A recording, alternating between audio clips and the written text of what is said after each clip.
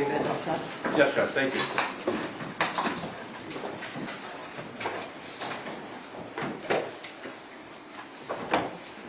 Your Honor, calling People v. James Crumbley, case number 22-279-989-FH.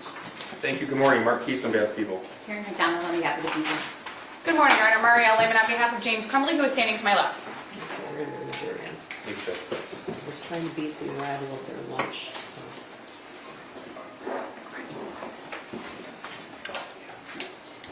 Ms. Williams, was the TV's on?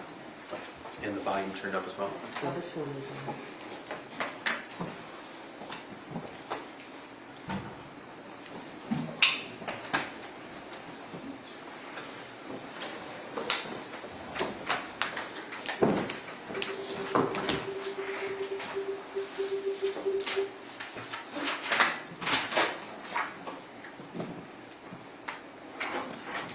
All rise for the jury.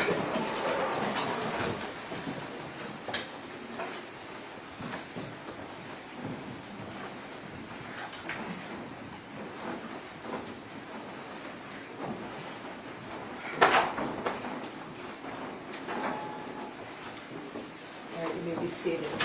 Prosecutor, who's next for this? Edward Wagrowski, Judge.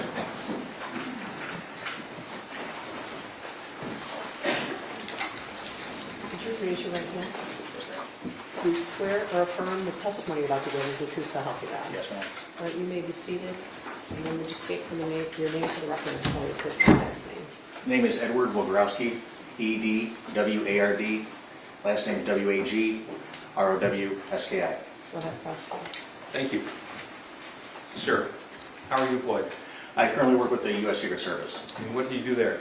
The title is a network intrusion forensic analyst. I do computer forensics, cell phone forensics, network intrusion stuff Okay. as well. And how long have you been working with the United States Secret Service? 2 months now. And prior to that, where did you work? I worked with the Oakland County Sheriff's Office. And what did you do there? I was in the computer crimes unit. Okay. So, before, I take it you retired from the Sheriff's Office? Yes, I did. Okay. Before retiring, how long did you spend there? My entire time there was 28 years. I was in the computer crimes unit for 10 years. Now, if you could tell us, please, what a detective with the Oakland County Sheriff's Office Computer Crimes Unit would do on a day-to-day basis. On a day-to-day basis, our job was electronic evidence, whether it's a cell phone, computer, DVRs from a business, whatever it may be. We were the ones that handled that. We're the ones that had the training on how to get the data from that or get the video from it or interpret call detail records. Okay. So, Exhibit 43, it's been admitted it's your CV. I'm not going to go through the whole thing. But is it fair to say that you've had specific training for your role there? Yes, sir. Okay. Tell us about some of that. The main training that we go to with the Sheriff's Office was, there's an organization called IASIS to become a certified forensic computer examiner. That has a 6-month testing process after 2 weeks of training at their training event once a year. On top of that, for cell phones, there's other agencies. Celebrate has training they do for the tools that we use from them. And other agencies as far as PACCs. Let me interrupt you there. When you say Celebrate, what's that? Oh, I'm sorry. Celebrate's a company, and they develop software and have tools to extract data from phones and then interpret that data. How often in your employment with the Sheriff's Office and with Secret Service would you say that you actually analyze cell phones? Almost every day. That's what we do. Okay. So you went through a lot of, just now, a very quick rendition of detectives' work with the Computer Crimes Unit. I didn't catch most of that. Can you simplify a little bit of that for me? So we get the data from the phones, and then we have to take that data and put it in a format that an officer in charge of a case, an OIC, is able to look at easily. Instead of sitting there scrolling through the phone, potentially changing data, we put it in a format, we take it off of there. When you say data, what do you mean by data? Everything on the phone, anything. Text messages, call logs, pictures, videos, anything that's on the phone. So the goal as a detective, when you take somebody's phone, I take it that's via search warrant? Via search warrant or consent, yes. Okay, so if there's a judicial authority for you to look inside the phone, then what do you do with it? Depending on whether the phone is locked or not, we use methods to obtain the passcodes and then extract the data or the call logs and the messages and all that stuff. And then that's, like I said before, we put in a format that is easier to look at. Okay. And what's the overarching goal of a detective in the computer crimes unit? What's the goal to obtain that information for? Oh, what you want to obtain is all the evidence, if there is any, for prosecution. You want to make sure you get everything that is possibly on that phone to turn over to either the officer in charge of the case, who will turn it over to the prosecutor's office. Okay. So you're with the Secret Service now. Yes. In this field, this specific field, do you work with other agencies as well? Yes, sir. Tell us about that, please. Same as with the sheriff's office. Any agency that reaches out that doesn't have the means to have the tools to get data off of phones, we just help them with it. Okay. So we started to talk a little bit about your training in computer forensics. Have you been qualified as an expert in the past in this field? Yes, I have. How many times? 14 times. In what areas? Cell phone forensics, computer forensics, and then call detail record analysis. Okay. What's called detail record analysis? Call detail records are what you get from your carrier. If you have AT&T or T-Mobile, via search warrant, you send it off, search warrant off to the carrier to get information on the specific phone number, what towers they used, where the device might have been, stuff like that. Okay. You mentioned cell sites. And yeah, cell tower locations. What's that mean? The cell sites, the cell tower location is, it's an antenna for your phone, sort of like it is for your car. They're all over the place, wherever, probably within a mile of each other, half mile of each other, depending on the population of the area. But it gives us the exact location where that cell tower is. Okay. So in your over 10 years of experience working with the digital extraction of data from cell phones, would you say this field has changed? Yes. Okay. Is your training continuing?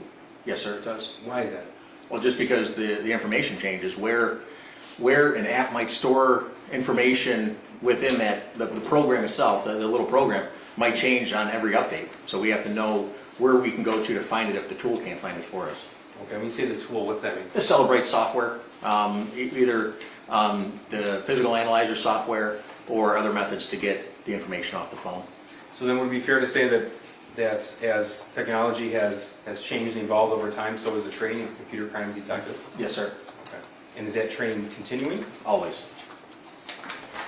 Judge, at this time I'm going to move to qualify this witness as an expert in the field of cell phone forensics and historical cell site analysis.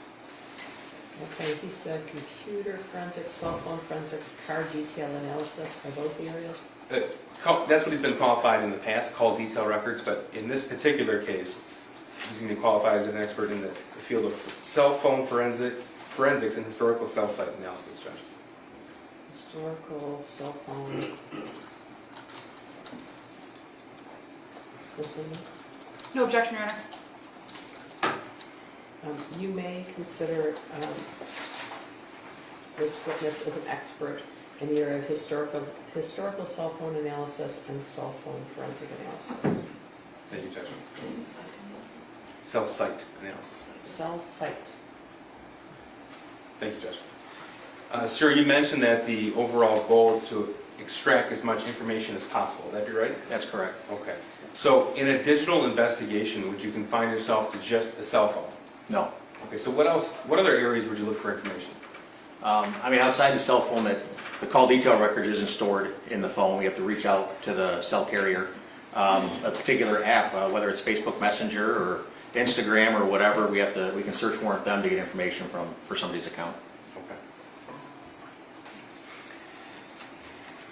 Okay. Now, if you could tell the jury a little bit, please, about what a cell phone does that might not be commonly known. When you're not using it, when you're not interacting with it and swiping up and down and stuff like that, it could be updating your email, because you don't always tell the phone to update, it just does it by itself. Or it's talking to a cell tower to know exactly where you might be in case it needs to send you a message, or it knows whether you're not in range or not, so the carrier knows to hold on to that message. There's a lot going on in the background that people just don't know the function's happening, but yet it's continually happening. Is that while a phone's powered on? Oh, yes. Okay, so what happens if a phone's powered off? Nothing. It can't do anything. It can't receive information, can't send information. Okay. Now what about Android phones specifically? Have you had the opportunity to be trained in data extraction from Android phones? Yes, sir. Okay. Is that the same as Apple phones? iPhones? Not entirely. How the operating system is written, it's a little different in the process of getting the data off of the phones. What do you mean? On Android phones, it's a little bit easier to get the data off of a phone than it is an Apple phone. You said operating system. What does that mean? The main function, when you look at the phone, the main screen, that's like Windows for your computer, right? Or iOS for your Mac or whatever. The operating system is the base of that phone, whether it's Android or an Apple which uses iOS, an Apple phone. That's the main thing that makes the phone function. Okay, and I think you said that Android operates differently than Apple? Yes, it does. Okay, can you explain that to me again, please? It operates a little different on how it stores data, how it retains that data, whether it's a file-based encryption, whether it's even encrypted at all, depending on the phone that you have, the manufacturer of that phone, and where it stores that data. Now, are you able to obtain someone's locations based upon a device? You can, yes. Tell me how that works. The phone's always looking where you are. Obviously, it's talking with towers. The tower tells the phone where it's at. For advertising purposes, let's say Google, for example, they put those little cookies on your phone so it knows where you're at all the time, right? And it knows that you like going to Burger King. So every time your phone knows that it's near Burger King because the map app is being used, it's going to tell you, oh, there's a Burger King nearby, or it'll pop up in your Facebook message feed or whatever. So that's, yeah. All right, cookies, what's that? Those are little trackers, I guess, to make it simple. It's a little tracker that's embedded in however the phone interacts with either the internet or an application. It's a little nugget that just sits on your phone, waiting to be activated to tell either Google where you're at, Apple where you're at, and to give the user a better experience with their phone. So, if I'm on my phone and looking at a website, for example, and I get that little bar at the bottom that says this website uses cookies, accept or yes or no. Yep. So if I either hit yes or I close out of that box, then it's tracking my phone. If you hit yes, correct. Okay. What if I hit no? What happens? Then the cookies, they're not installed because you're not given permission for them to be loaded up to your phone, not installed, loaded to your phone. So in order for me to look at the website, for example, though, I'd have to hit yes. Not necessarily, no. Okay. No. So this is something that, as an investigator in this field, you're able to use to help understand the location of the device? Correct, yes. Okay, and tell me how that works, though. Well, like I said, one of the main things that we use is what's called location services. Location services is what tracks where your phone is within either an Apple or an Android phone. Google stores that data, again, because it sells that data to Burger King or McDonald's, wherever the heck you might want to, whatever you're interested in. And it keeps track of where you have been, where you like to go to use that information in the future. Okay. So I want to talk about, specific to this case, I want to talk about some of the evidence that you reviewed in this case. First of all, were cell phones seized in the course of this investigation? Yes, there was. Okay. And you were the individual, you and members of your team had the opportunity to review those cell phones? That's correct. Okay. What about information from social media outlets? Yes, we did. Okay. Now, regarding the cell phones, I'm going to summarize this, and I want you to tell me if this is accurate, okay? So, source of electronic information from the shooter, an Android phone, a T-Mobile phone, last four digits, 1551. Correct. Yep. That's right? Yes, sir. Okay. A Facebook account? Correct. And an Instagram account? That's correct. Okay. Now, regarding Jennifer Crumbley, there were 3 cell phone seized, is that right? Correct. Okay. So we have 2 from T-Mobile with the same identical phone number. Is that right? Okay. A TCL A509DL we refer to as a burner phone. What does that mean? A burner phone is what we refer to. It's a phone that you can go to Walmart in the electronics section where they sell their TVs or any CVS or Rite Aid and just buy it in a packaging and activate it. The SIM card's in there, and there's really no account that's needed to get it up and going. You just activate the phone by putting money towards the account within it. Okay. A Facebook account, jehn.crumbly.7, and includes the messenger functions. What do you mean by that? So Facebook Messenger and Facebook, separates 2 separate platforms. But you can search warrant Facebook for messenger information, or you just search warrant for messenger information. Okay. And then we have certain emails account from Gmail and Yahoo. Correct. All right, and then Instagram account JEHNC78. Correct. Okay. So regarding James Crumbley, again, 3 phones were seized, 2 of which were T-Mobile phones with the same phone number, and the third being the TCL 8509DL burner phone. Correct. Okay. 1 Instagram account, James R. Crumbley. 1 Facebook account, which included the messenger function, James R. Crumbley, and Yahoo, Gmail, Charter Communications email accounts. Correct. Okay. And then DoorDash search warrant for James Crumbley. So was the search warrant issued to DoorDash? Yes, it was. Okay. And was information received? Yes, it was. Okay. So we spoke about that very briefly early. A search warrant is when a judge or magistrate authorizes a document to a social media provider or a company, for example, and information is returned. Correct. Okay. And so what happens when you get that return? Sometimes it's in an easy format. It's just a simple Excel spreadsheet. Other times it's multiple Excel spreadsheets that you have to compare different parts of that 2 spreadsheets to come up with the information. Okay.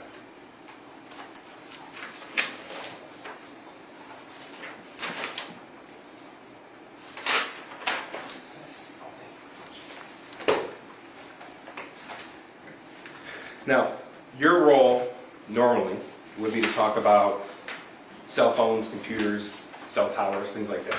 Correct. Okay. So, with your permission, I'd like to talk to you about November the 30th, 2021. Do you remember that day? Yes. You were working for the sheriff's office? Yes, I was. Okay. And you were computer crimes? Yes, I was. Were you working that day? Yes. 12:50, 12:51 in the afternoon on November the 30th. Do you remember where you were? He's probably driving pretty fast. Okay. And tell me why. We got news from our captain that there was a shooting at the Oxford High School. Prior to that, we, our sergeant who was off that day, reached out, texted one of the guys in the office and said there was a shooting at the high school, and nobody believed it. Like, we believed it, but we're like, man, it's just somebody nearby at a house, you know, fired off a rifle or something, and the police are gonna go do their job. And then a couple minutes go by, and the captain comes in and he said there's been a shooting at the high school, and he said all hands on deck. Okay. What did you take that to mean? There's a shooting, like, it was, All hands on deck. You're not normally somebody who responds to active shooter situations, right? no, it's for the nerds. For the captain to come to the computer crimes office, it was all due respect to the guys in there and the gals in there. That's not their job to deal with that. The fact that he came in there it was a really big deal. Okay. And you mentioned you were driving pretty fast. Tell me about that. I remember getting out to my car. At the time I had a white minivan that had lights and siren in it. No one ever took it seriously when we turned the lights and siren on. But I remember pulling out of the parking lot, and I looked to my left, and there's, it didn't seem real. It didn't seem like this. Like, I'm thinking in my head like this is just blown out of proportion, because I didn't have my radio on in the car. I couldn't hear the radio traffic at the time. And I looked to my left, and there's 2 patrol cars, not even from our agency, not even from the sheriff's office, coming around the far corner on this complex by the medical examiner's office and the animal control. And they turned that corner on 2 wheels on each side, on the back, coming around that corner. Their lights were shining. They were going fast. And I'm like, holy cow, this is real.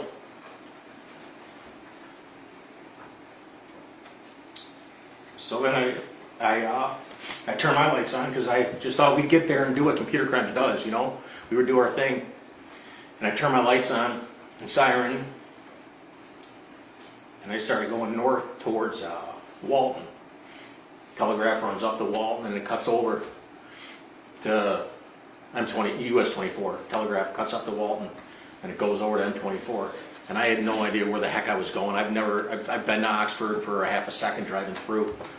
And I thought, well, I remember thinking when I get there, I'll just follow the crowd because it's going to be big. And going north on 24, and I see one of our SWAT vehicles going across the bridge from 75 down to 24, and the light was red for me, and I thought, well, I'm gonna have to slow down, like, there's cars coming down the ramp. And I remember getting closer and closer thinking, how come nobody's going? Like, my light's red, this cross traffic should be going, like, because as a police officer, obviously, when you run a red light, it's extremely dangerous. You don't do it haphazardly. And I'm approaching this light thinking, I'm gonna have to slow down. And as I get to the light, I look over and there's a patrol car just sitting. I don't know what agency they work for. And so I go through that intersection, and then I see them join up behind me, and then I see two other patrol cars from another agency coming up behind me. I remember, I don't know if it was Brown Road or what, the next major crossroad up the hill there. I remember that light was red and there were cars stopped in both lanes, and I thought to myself, I'm gonna have to go onto the shoulder. And so I'm looking at the shoulder thinking, I mean, it's part dirt. It's a small shoulder of asphalt and dirt, and my small tires on that minivan, it's not gonna handle well, but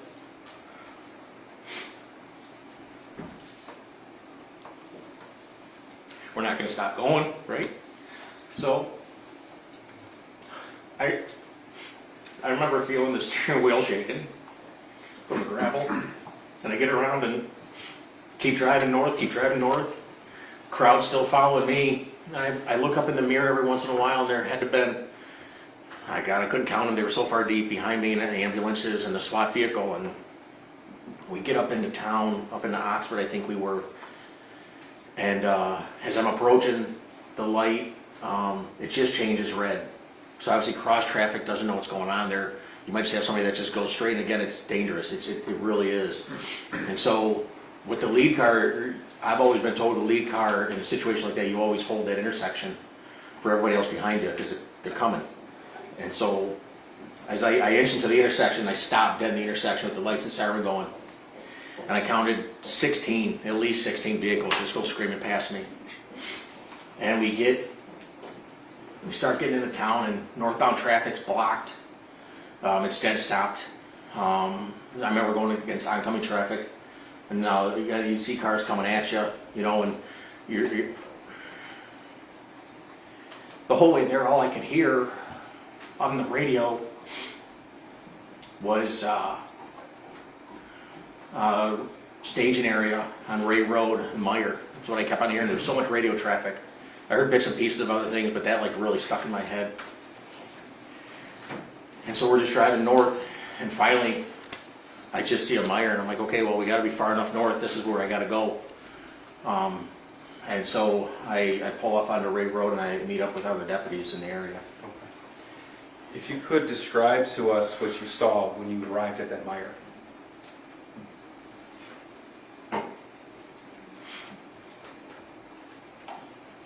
That was tough. That was really tough. I got a daughter who, she's 17, 18 years old, and 17-year-olds, they wear those tight leggings and all that stuff and small shirts or whatever. I remember standing there on Ray Road, and I see these kids. One kid didn't even have a shoe on, he only had one shoe on, walking through the snowbank, going down to the Meyer. And I see these girls dressed like my daughter, and it was cold that day. I had two coats on, and I was shaking, I was shivering, it was so cold. I remember offering one of our lieutenants at the time, he didn't have a coat, and I offered one of my coats because I was so cold, and he didn't take it. But you just saw these kids just coming down from where the school was. Like, it's hard to describe. They look like zombies. Like, they had no facial expression, nothing. So there were kids there. Were their parents at the Meyer too? Down by the garden center. The crowd was heading that way, and it was chaos. It really was. I really didn't know what to do once I got there. I didn't know where the school was, even though it was just up the street. So everybody was walking to the garden center, so I started going that way. And at first, we were told to start getting people to sign their name into notebooks. We were just grabbing them off the shelves in the Meyer and boxes of pens and stuff, and just write their names in the notebooks for whatever. I don't know why they needed that. So I'm trying to walk around and get this information from people. And then they start yelling. Someone starts yelling, get everybody inside, get everybody inside. So I go back outside to try to usher people in. And I remember just seeing like kids just standing there, and you put your arm on them. You don't want to, they just been through this, whatever happened up there.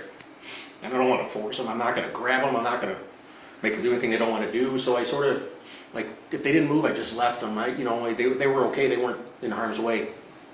And I remember seeing parents just standing there, and because these school buses started arriving. And I remember thinking in my head, like, God, that is just crazy. Why in the heck are there school buses? I didn't know anything about the plan if something like this happened at the school. And so, and I just see the parents, like,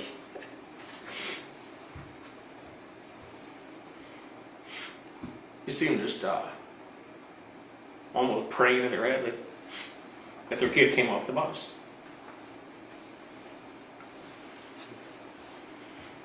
After you helped with the names and the notebooks, did you go to the school? Yes, I did. Okay. And were you directed to go to school, or did you just know that's where you were needed? No, one of the other detectives, Jeff Enger, he responded to the school, and he called me on my phone and said they were trying to get the video from the surveillance cameras in the school. And at the time, I was a little more versed in that side of the job, and so he just wanted a little help with that. Okay. So, tell me about, you arrived at the school. Where did you initially go? I went to what would be the north side of the school. There's a big circle drive there, and it's the side that like the main office is on of the school. And again, there were patrol cars everywhere. There were everybody everywhere. I remember driving up over the sidewalk, thinking, I remember like the stuff I remembered, like the sidewalk being so high, I thought it was to rip the muffler off my car. I don't know why I thought about that. And I go up over the sidewalk and I just stopped my car because that's what seemed like everybody was doing. And I walk in the door, and one of our sergeants is standing there, providing security just for that door so people aren't coming in, they shouldn't be coming in or whatever.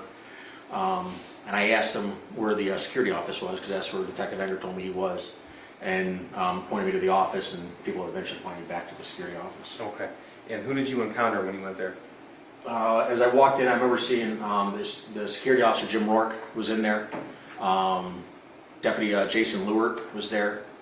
I didn't know him at the time. ATF agent Brett Brandon was in the room. Right here behind Yep. And Lieutenant Marsban was in the room. And you said at that point you were called over to help with the security footage. That's correct. Okay, so tell me what your role was at that point. Obviously, the bosses are going to want to know what happened, where it started, all that information, and I wasn't given any direction. We weren't given direction, but we just had to figure out when it started, where it started, how it started, as much as we can, because they're going to want to know that information. And so we just started reviewing video footage. At that point in time, was the high school still being cleared? Yes, it was. Okay. And when I say being cleared, we haven't had another officer testify yet. What does that mean? To clear something, you're going to look for more bad guys. You're going to look for maybe bombs that might have been placed, someone hiding in a room because they know the police are there, so they're checking every room, every closet, everything in a high school, going door by door, checking it all. So tell me how it is that you went about your job that you were called there to do that day. Jim Rourke, like I said, he was a head of security, and they had a system where you didn't actually interact with the DVR system itself. You interacted through a portal, a web page, to access the server where the video was stored at. And thank goodness he was very well versed in that. So I immediately, I told him, I said, well, you got to help me figure this out because I don't know what's going on here. So Jim and I sat there, went to the hallway that it started, and tried to determine at what time the shooter went in there. So how many cameras approximately did Oxford High School have equipped for surveillance footage? Well, they released 100 cameras. Okay. And it was your responsibility to review that footage? Yes, it was. Okay. Judge, this might be time for a natural break. Oh, all right. Well, the jury's lunch is here, so that would probably work.